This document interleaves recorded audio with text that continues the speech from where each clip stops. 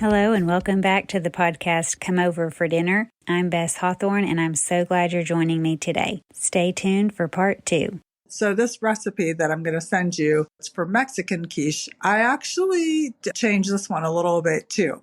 So I usually put in an extra egg. It calls for 5 eggs. I put in 6 eggs. And then sometimes I put in a little bit more flour and just a touch more baking powder to accommodate for that. And it also calls for a can of chopped green chilies. I typically don't put those in. I think that's just a personal preference, depending on what direction you're going. I actually do put bacon in this. I usually do 2 strips. I just tear it up small or cut it up small and put it in there. And you could put it in there at the beginning. Sometimes I like to, this one is a little bit different in that you heat it at 400 for the first 10 minutes, and then you put it down to 350 and you do an additional 25 minutes. So sometimes I wait until 10 minutes because, of course, I guess you wouldn't have to cook the bacon beforehand. I typically do because if I'm going to cook bacon, I just do the whole package. Yes, me too. Have it ready to go. Mm-hmm. And I like to do it in the oven with parchment paper. Mm-hmm. That's so easy. Yes. The other hot tip, which I've mentioned on here before that my sister taught me, is you can if you want bacon bits or bacon pieces, you can take your strips of bacon and just cut them with a knife into cubes and put them in a pot on the stovetop and just fry them up. And at first, for a very long time, they'll look translucent and then it almost looks like they're boiling. I mean, it's in its own bacon grease, but you think nothing's happening as they cook until the very end. It's just like magical at the end. They all start to crisp and brown at the same time, and you scoop them out with a slotted spoon, just to kind of drain off that grease and put them on paper towels, and you have perfect bacon bits. It really works amazing on the stovetop. But I do also do the oven method all the time for strips of bacon. I'll have to try that. I like the oven method because you can basically walk away and leave it. That's true. Yeah. The stovetop, I can walk away, but I definitely come back and I'm stirring it and checking to see when it starts to brown, and because you could burn that. Yeah. Pretty fast if you're not there at the end. So from there, depending on just basically personal preference as far as what I think that the people who I'm serving it to would prefer. So sometimes I do toast, and I like to do a little something extra. I mean, it's not that extra, but it can make a difference. So I like to sometimes put toast in the oven, and I keep my bread all in the freezer, and I'll get it out, individually sliced already. And I'll get out several slices and put it in the oven at 400. But before I put it in the oven, I will put some olive oil on it and some salt and pepper. You could also do minced garlic, but that just adds, the olive oil soaks down into the toast, and it just really adds to the flavor and kicks it up a notch. Yes, that is delicious. I've done that with slices of bread, rolls, all sorts of things, especially at dinner time with a soup. It would go with your menu amazing as well. Well, and then too, I recently made a salad. So if you think that they would appreciate a salad from Half Baked Harvest that is actually called her Christmas salad. And instead of walnuts, I did pecans, and she has you toast them ahead of time in maple syrup. And she called for chipotle chili powder. I just used regular chili powder and salt, and it was still very tasty.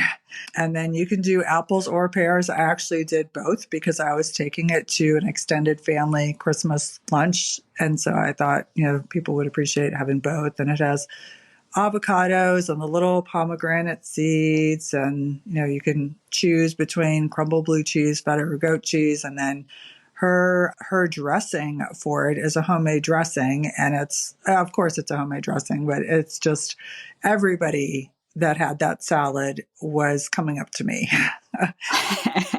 The dressing fitted over the top. Oh yeah, olive oil, apple cider vinegar, Dijon mustard, honey, fig preserves, which I used fig butter from Trader Joe's, some orange zest, and orange juice, salt and black pepper. And I left out the chili flakes. I just didn't have them and I didn't feel like buying them. And I thought it's already got quite a bit, which sometimes some of Yeah. her recipes, I feel like she just has a lot in there, which is phenomenal if you have all of that or if you want to put all of that in. The more ingredients like that, I often just streamline it a little bit and leave a couple Right. of things that I think are not the most important to me or, to who I'm Sure. serving it to out. Just, And spice can definitely be left out, like chili flakes, yeah, or you mentioned leaving out the, chipotle chili oh, powder. well, chipotle chili powder. What was the thing in the Mexican casserole? There was something you left out there Oh, too. the can of green chilies. Yeah, stuff like that can be left out or added in depending on your taste. If you have small children, if you have a husband who loves spice or doesn't like spice, all that sort of thing can be. I think taking things to family gatherings, it's probably better to err on the side of no spice or less spice. Like you were talking about, just leave the chili flakes out. Or if you were taking a big soup somewhere, maybe don't put cayenne powder in there. Yes. That sort of thing, because it can always be added by somebody who really likes it. There's always the person who loves their hot sauce sprinkled on everything. But for the people who really don't like it or have children who can't handle the heat, you can't take it out. And so I really prefer not to take things real spicy when I'm going places or giving food. I'm the same way. And actually, even though was it in the recipe? Oh, yeah. So in the recipe for the salad, she has your choice between blue cheese, feta, or goat cheese. I actually, keeping in mind that it was a large group of varied tastes and some dietary concerns, I just had those in separate bowls. And then people, with labels, and people could choose whatever they wanted to put on there or if they didn't. Oh, that's so smart. So, and I think you could actually add bacon to this as well, and it would still be You or can pretty much grilled add bacon bacon to or anything. yes. What You can you not add bacon to? We've added it to baked oatmeal. We've added it to for salad. sure. I'm sure I've added it to cookies at some point. You can also add chicken to this, and make it a meal on its own. Yeah, that would be such a good lunch. Oh, yes.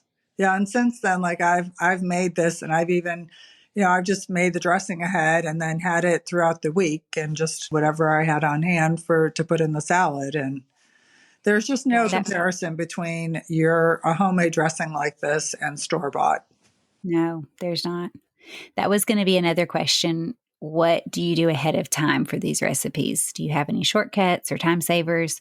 Oh, One would definitely be making some of the components ahead of time, like the dressing. yes. So for the oatmeal, there's really not much. I mean, you could just, mix together your dry ingredients ahead of time. Other than that, there's really not much for that I would do ahead of time. They really come together so quickly. I'm not I'm not. One of my nieces said something, she was complimenting me, which was very sweet. And I said, well, I kind of stick to the things that I know are easy and I can do well. And I just, do mostly those. And then I add in something new from time to time since now it's just me mostly. So what I'm trying to say is that for even a novice cook, this is something that comes together so easily and so quickly that I feel like there's not really that much that you would need to do ahead of time. Now, there is a note on the quiche, you could serve it with like black beans mixed with lime juice and cumin, which of course would be phenomenal. As far as the salad, that one I think and actually let me go back to the oatmeal for just a second. So the butter is melted. The butter in both of them, actually in the quiche and in the oatmeal, is melted. So you could do that ahead of time and just have it like on the counter, Yeah. a day ahead of time. That's like the cooking shows. They kind of prep everything in the bowls and they have everything where all you do is just pick them up and dump in a bowl. Yeah. Yeah. Sometimes I wonder, is that how they get their recipe times? Mine is taking far longer than they estimated, but it does make it fast. It really does. If you have everything kind of pre-measured and set out, and then when you're ready to go, you can just do it really fast. Oh, yeah. And then other than that, the dry ingredients, just having that pre-measured would certainly Yeah. cut down some time. As far as the salad, what you could do ahead of time, I think would be, well, certainly toasting pecans or walnuts a day or two ahead of time. That would save you 15 minutes right there. And then you actually could have the dressing made ahead of time as well, because it keeps in the refrigerator for at least a week. You Hmm. just, would want to reshake it. So I would say those are the two main things as far as the salad, because, you certainly want to wait until like the last minute on chopping the apples or pears and the avocado, which I did squeeze some lime juice over the avocado to keep it fresh from turning Right. the But apple. it still has a countdown. Yeah, right. It does still have a countdown. I think those are the main things as far as doing it ahead of time. And Okay. for the dressing, I just did it in a little, not exactly a mason jar, but like an old, jam jar or something, an old preserves jar. I like to keep, I'm sure probably everybody listening likes to keep those on hand as well. So, Sure. and you just Well, shake. those are great tips. Yeah, just shake it and serve. I cannot wait to try this menu. It sounds delicious and could be served any time of day. And it's kind of comfort food if you took it to somebody like a mom that just had a baby or anybody, somebody home from the hospital. I would welcome baked oatmeal and quiche any day. Oh, yes. Well, I think it is comfort food. And I think comfort food is especially comforting, after you've gone through something like that, but also during the winter. The baked oatmeal, I mean, you can eat it cold. It's delicious cold, but it's best warm. And of course, the quiche too. The salad, obviously, you wouldn't eat that warm, but it still is very, even though it's a salad, it's still very hearty and it's still very comforting as well. Right. Well, speaking of hospitality, what is one of your best prep tips when you're welcoming your family into your home or other people into your home? How do you prepare? Do you have any favorite shopping tips or cleaning tips or places you look for inspiration? As far as the shopping, I certainly have my list together ahead of time and try to get everything, at least 2 days before. As far as the fresh ingredients, the ingredients that like the spices, I check that a little, unless it's something I just know I always have plenty of on hand, which that is the thing about both the baked oatmeal and the quiche. You really don't have to do hardly any shopping for them because these are things that pretty much everybody is going to mostly already have on hand. The Those are good recipes to have in your back pocket because yes. if somebody happens in, you can have that in your mind of, oh, I can make something. Oh, yes. And there are also recipes that because they're so easy to make and there's not a lot of ingredients, you can almost memorize it, so you're not having to check the recipe so much. I try to go for recipes too that don't have, a page list of ingredients or half a page Right, of where you're studying ingredients. it, reading it, and rereading it because it's 3 pages long. Yes. So, yeah, just to have thought about it and thought about the order in which I'm going to make things as well, and kind of what, like anytime that something is baking, okay, what can I be using that time for on something else, either the next part of the recipe or part of another recipe. Yeah, I try to think through all of that ahead of time. And I'm talking a day or so ahead of time. If I do it the day before, but have my game plan basically, okay, I'm going to do this part and this part of this part first. And then while that's baking, then I'm going to move on to this. Mhm. What is your best advice for making people feel welcome when they come into your home? You Uh, recently hosted nieces, and then you had your dad in your home for years. And so making a person feel like they're welcome and not in the way or bothering you or a nuisance or whatever, just a burden. How do you make people feel welcome? I don't know that I'm going to be able to put it into words quite as I would want to, but basically just to relax and to treat them as though, obviously for my nieces and for my dad, which my nieces I see several times a year. So it is a little more, it could be a little more challenging than, my dad who I was seeing every day. And I actually had several people come visit also in the last 6 months, a friend from graduate school which I want to come back to that in just a minute because I feel like she was very hospitable to help or to come help me move in and unpack and Hmm. everything. And I think, yeah, that's a whole nother realm of hospitality. But basically, just to try to be as down to earth as possible and, invite them if you can, particularly with it being something easy, certainly if they want to help, have them help. Otherwise, just kind of, have it to where they can keep you company and you're at a simpler part of the getting ready process. It is just me, so I don't have somebody else like kids, or a husband, although I would love to, of course. I just don't. And somebody else to like get the door and give them a drink and all. But yeah, asking them right off the bat, can I get you something to drink? And I always try to put it as though, I'm doing it too. So I'm Hmm. not doing it just for you because I feel like with it being just me, sometimes people are maybe a little less likely to want to have me do something that's just for them. So it's like, oh, I'm having something to drink, let me fix you something to drink. So yeah, I'm very, very relaxed and very casual, I guess I would say, even though I'm not quite as casual as I would be if it were just me. Yeah, it's just this is what I'm doing. Can I get you this too? Right. And Great advice.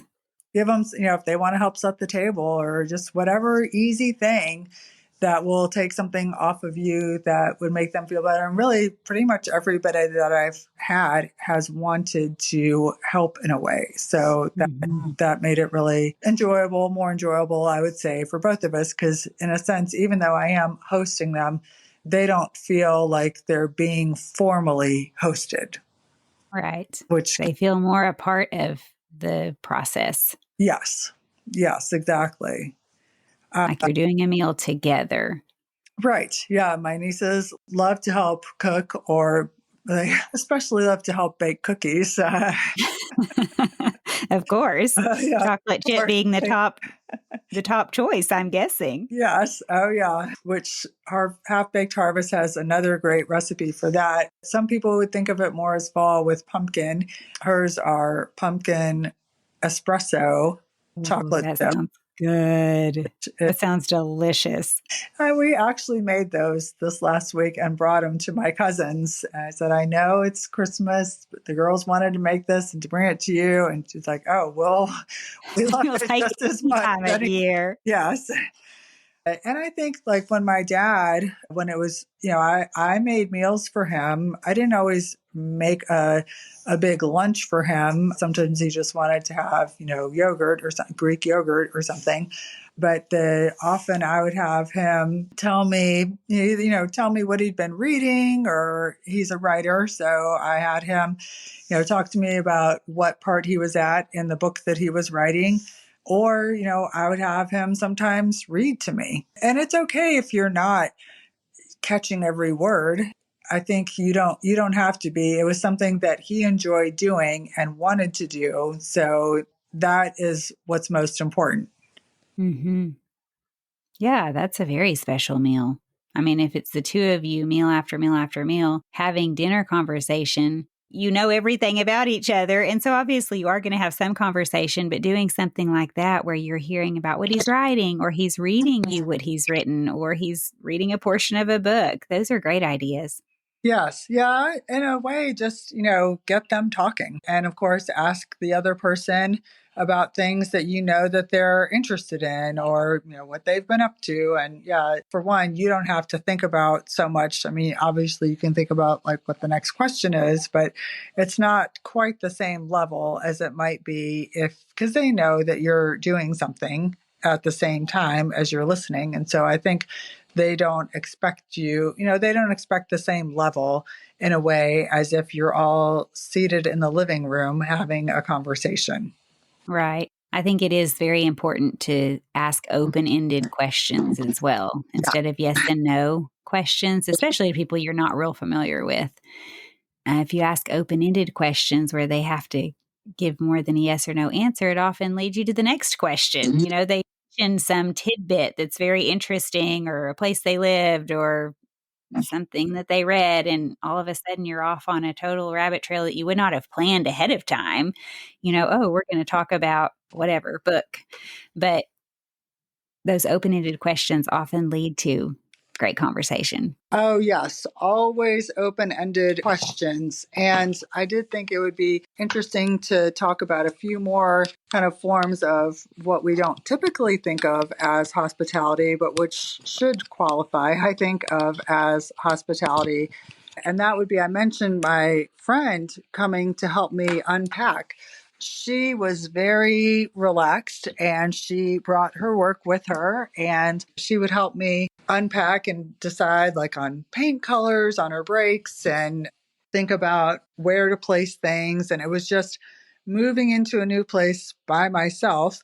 It was such a comfort to have her here. And it didn't, in a way, it didn't feel like I had a guest here. It felt just like I had a member of the family who I really enjoy being around. And that was just such a ministry for her to come for a whole week, which with some people might not always be ideal. But because she has such a laid back personality, it was just so easy to have her here and so enjoyable. And it was such a great help to me. And partly too, just for the comfort of having somebody that you enjoy being around, because I hadn't been on my own for 7 years. I had always had somebody that I really enjoyed being around. And to go from that to being by yourself all the time is a big change.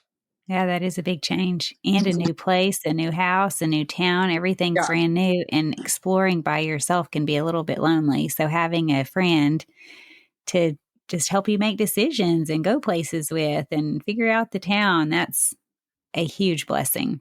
Oh, it was. And I think that's something that, if we think about it, there are lots of ways to exercise hospitality for others. And that is a huge one that I think probably gets overlooked frequently. Mhm. Before we move forward, a big thank you to the sponsors for supporting today's episode. Are you searching for hands-on activities to help your kids explore the practical side of science? Look no further than your kitchen. Inquisicook blends food science and culinary arts into an engaging program that puts delicious food on the family table. Let Inquisicook do the teaching with lesson videos, reliable recipes, and assessment tools that put students on track for success. Their online platform is easy to navigate and optimized for mobile, so the learning experience can move from the classroom to the kitchen without a hitch. Inquisicook turns curious students into intuitive cooks, not just recipe followers. Say goodbye to the tyranny of the ingredients list and say hello to utilizing what's in season, what's on sale, or what's in the fridge. Visit inquisicook.com to view sample lessons, then check out the recipe gallery to see just how crave-worthy science can be. Today's culture shifts like sand, but New St. Andrews College is established on Christ, the immovable rock. The college is a premier institution that forges evangelical leaders who don't fear or hate the world. Guided by God's Word, equipped with the genius of classical liberal arts and God-honoring wisdom, with a faculty dedicated to academic rigor into God's kingdom, New St. Andrews College offers an education that frees people. To find out more, visit nsa.edu. There's an account I follow online. She used to have her own travel show. She still kind of does have her own travel show, Samantha Brown. And I think her account on Instagram is Samantha Brown Travels. She recently posted, because she travels all over the world as well as locally, that she goes to the airport ahead of time. And she plans to get there early. She plans to get to her gate early. She does 2 hours before boarding time, not the flight time that it's leaving, but boarding time. And she looks around when she gets to the gate and she sees if there's anybody in a wheelchair. And she goes up to that person, and the person helping them, particularly if it's a person that is a family member or a friend and not somebody assigned particularly by the airport, just because the person assigned by the airport is getting more of a break. They're there just temporarily. So She goes up to the person and the person helping them and says, and this is, what I was saying a minute ago, or similar to what I was saying a minute ago. She says, I'm going to go get some coffee. Can I get you something too? How kind. Yes. Yes, because That's incredible. it really is. And think about, what a witness we could have all doing that. It can be such a trying experience to fly these days and to bring that blessing to somebody else's life and to make their day easier. And I just thought that was such a beautiful way to minister to somebody. Giving somebody a coffee takes money and a small amount, but still it takes money. Moving people takes much more time and effort. And it can feel like a burden because it's usually on a Saturday when you finally have off work or you feel like you want to do something else with your Saturday.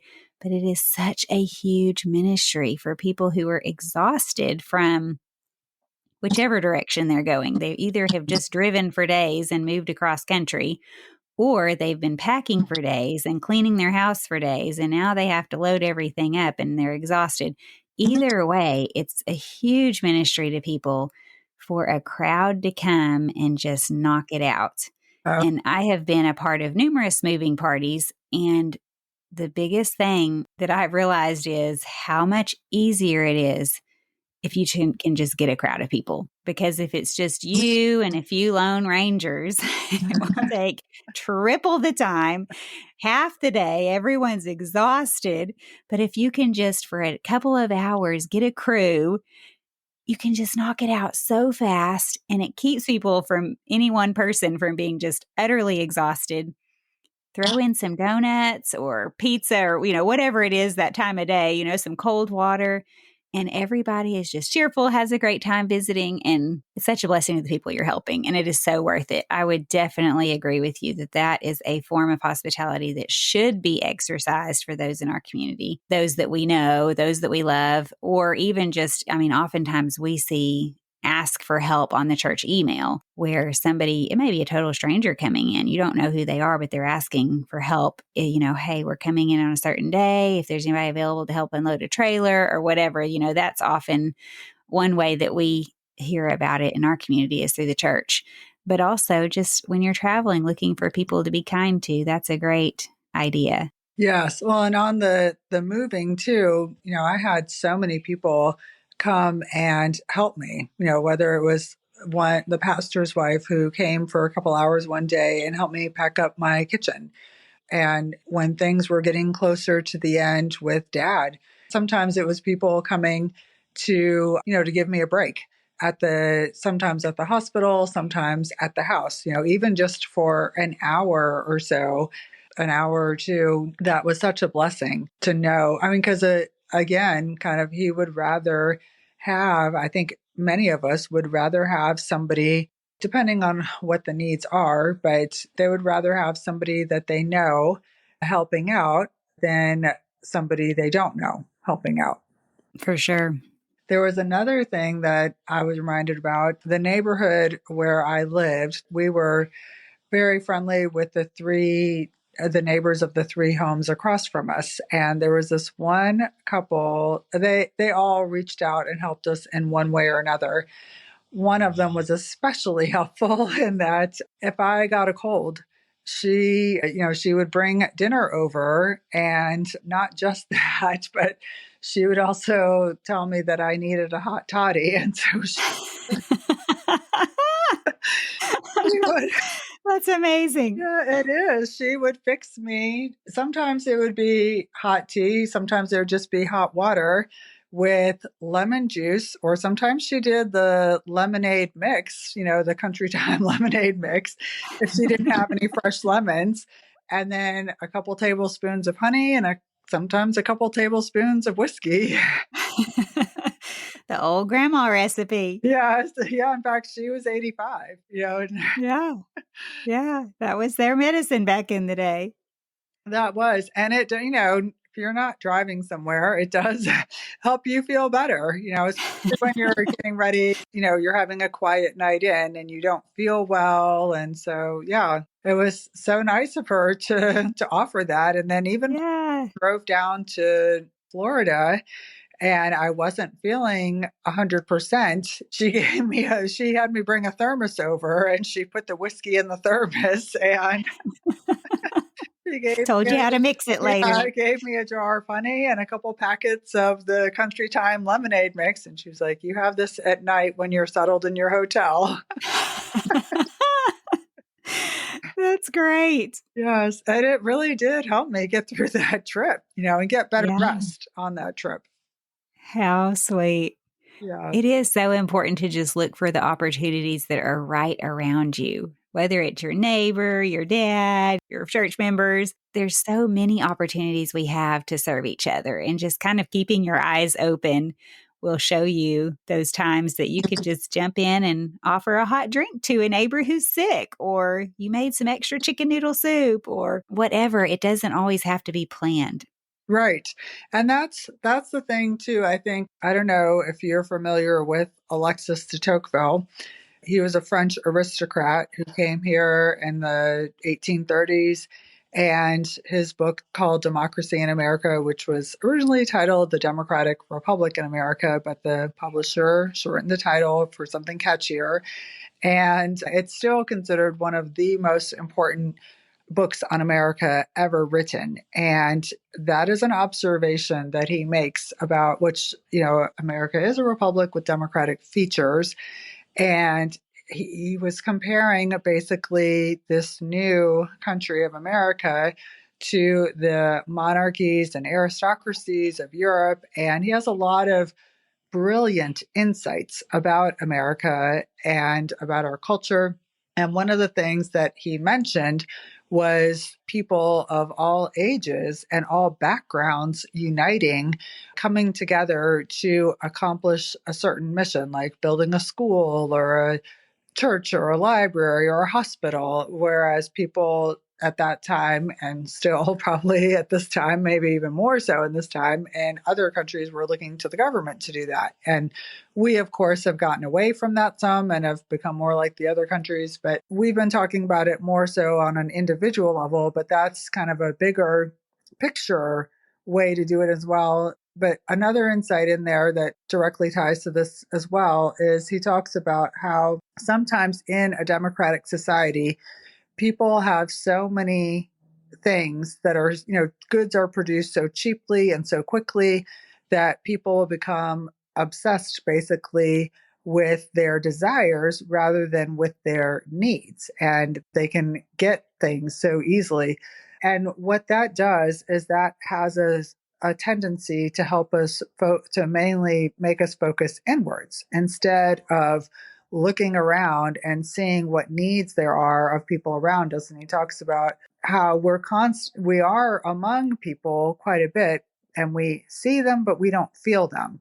As in, we don't really see what their needs are. And if you think about it, a lot of the people that we interact with, it's on a very surface level. Whether it remains on the surface or not, there's still things that we can do, like we've been talking about, to minister to them, just very simple things, so many opportunities that are all around us. If we will just have the wherewithal, the attention we'll just pay attention to that and look for it. Yes. Oh, wow. He sounds like a great author. Oh, he is. Everybody should read. And, anybody who quotes de Tocqueville automatically takes a step up, in my opinion. I better jot this down. Well, it is. It's a large work. However, it is particularly volume 2. We had to read it for graduate school, but don't let that deter you because it is the type of a book, particularly volume 2, where you can just pick it up and some of the chapters are very short, like 4 or 5 pages. Some of them are 3 pages and you can, pick it up and say, oh, here's what he's saying about this. And you can put it back down. You don't have to Sure. read the whole thing. And you'll Okay, interesting. a lot wiser. Yes, than for before. sure. Well, going back to your kitchen and cooking, do you have a must-have kitchen item? recommendation That is for us? a question. I would say I don't feel like I have one that's very out of the box. That's okay. I love the common ones as well. Oh, good. I really like my Henkel's knives for, Okay. one simple chef knife. Actually, I have two, but two simple chef's knives, the big ones for chopping. And I pretty much use those for almost everything. Hmm. Oh, yeah. Those can be used for everything. I think I use a chef's knife more than any other knife on the block. Oh, yes. Yeah, same here. I don't have a huge variety of cooking that I do. So the chef's knife are really good chef's knives. And I've had one of them for probably 15 years. And Hmm. I just get it sharpened, from time to time. I should Where do you take yours to be sharpened, by the uh, way? Do you mail it in or do you have a place in town? I mail it in, but actually I do now have a place in town since I moved here. They have somebody at the farmer's market that will sharpen it for you. Really? Yes. That's very handy because you can have it back the same, like right then. You don't have to wait for days for it to come back in the mail. Oh, yes, which is part of the reason why I got two to start with. I didn't have two always at the beginning, but once I was sending one off through Williams Sonoma, then I got another one to have while I was waiting on that one. So I could send one off and be just fine. Yes. Well, great tips. Any of her product recommendations or recipes you can find on comeoverfordinner.com. The recipes tab will have her blog post, and there will be an index alphabetically where you can find recipe names and categories. And then on the shop page, we'll put her favorite knife. Do you have a favorite story for us from your years of being hospitable and having people come into your home? Is there a funny story or a story that made you cry or Oh, a disaster story? well, Any story you want to share with the listeners? I would say don't experiment. I've learned that the hard way also. I did do a little dinner party when we lived in just outside of Atlanta. And I had this couple that was coming through town with their little 2 or 2.5 year old daughter and the wife of the couple's sister. And I invited over the couple across the street, the lady who would make the, the hot drinks for me when I was sick with the cold. I invited them over because they've traveled around the world and he's an artist and they're a fun and very interesting couple. And they were wonderful. They loaned me a picnic table. Well, I mean, like a church table. They also loaned me a tablecloth to put over it. And so we put it out in the backyard because I was kind of a little apprehensive about eating on my great great aunt and uncle's table with the, 2 or 2.5 year old. Right. But I had not planned ahead very well, and I thought I was going to be able to do more the day of than I was able to. And so I ended up enlisting her husband, the couple that was staying with me, which her husband, they had us over and they would have get togethers, movie nights basically for the grad school students. And so I knew he would be somebody I could ask to help me. And I was doing another recipe by Half Baked Harvest, which was like a roast chicken and potatoes and asparagus in the oven. But the asparagus, the time that I tried it out by myself, it came out kind of wilted. And you don't Huh. wilted asparagus, so Right. he put it on the stovetop and it came out just fine. But I felt it was just kind of comical with how dirty not dirty per se, but just all of the dishes and all the prep and everything like that. And this is supposed to be a dinner party. Oh, that happens so fast. Yes. Disaster zone, just as quick as you can turn around, you've created a mess. Yes, which he did it on the stovetop. And then we put it in with we just added it to the pan with the chicken and potatoes at the last minute. So had them cooked separately and then added them together.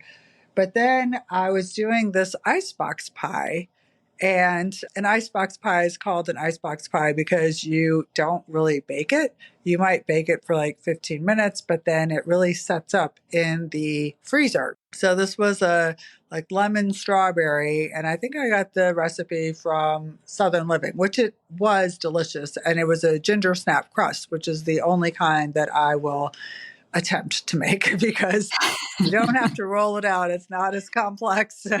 Right. I got to making it, well, I got started and I realized like I didn't have the food processor. So I had to go get a food processor. I thought I could do it in the blender. No, can't do it in the blender. You really need a food processor. So I had to go to the kitchen store and get it. And then I couldn't figure out how to get it to work at first. You had to have it tightened just the right way before you could press it down for it to start.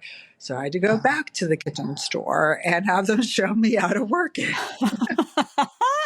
Oh, no.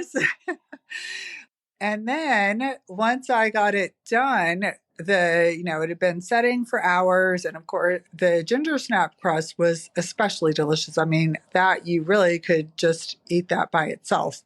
Yeah, you can't go wrong with that. No, I mean, ginger snaps and butter and a little bit of sugar. That's just, yeah, I put it out. We're going to have to post this recipe too. Yes. It sounds amazing. Yes. However, hopefully maybe you have some insight. So I pulled that out of the freezer to serve it for everybody. And then I had to enlist the help of the 85-year-old artist gentleman because I couldn't cut through the crust to slice the pie. The crust was very hard. It wasn't Maybe it was was it frozen for like it had been in the Yes. freezer for a long time, so it was Yes. completely frozen. Yes. Interesting. So we were like chiseling it, to get through. Right. That is interesting because maybe could that pie go in the refrigerator instead of the freezer? I think what you could do is put it in the freezer for the first few hours. I think it's supposed to chill for like 6 to 8 hours. So you could put it in the freezer for like 4 hours and then the refrigerator, or maybe 5 hours in the refrigerator for the last hour. The only thing I could think of if you're taking it straight from the freezer is just to leave it on the counter, if you could, for 15 to 30 minutes, just to let it start to defrost on the crust, soften a little bit where it's soft enough to cut, but still cold. Yes. But that would take remembering before you're wanting to serve it, like maybe set it out at the beginning of dinner, like as you're eating dinner. And then by the time you're ready for dessert, you can cut into it. I don't know. Yeah, I'm sure even if you had to chisel, it was absolutely delicious. Even if you had to kind of like scoop it out. Yes. The filling is kind of like almost a little cheesecake in its consistency. It's not a cheesecake proper, but the consistency is a little like that. So I guess I would want to be a little careful about having it sit out too long because then kind of starts to lose its shape, maybe. Right. That's true. Yeah. And I'm sure you can't pre-cut it. I don't know. And like if it needs to set, then you may not be able to pre-cut it. But maybe when it's partially set, I think then you could cut it and then freeze it the rest of the way. I think that would take a lot of thought, but yes. I'm just kind of trying to think through how do you cut crust, before it's completely frozen. I still think it's one of the best I've had. So I think it's worth figuring out.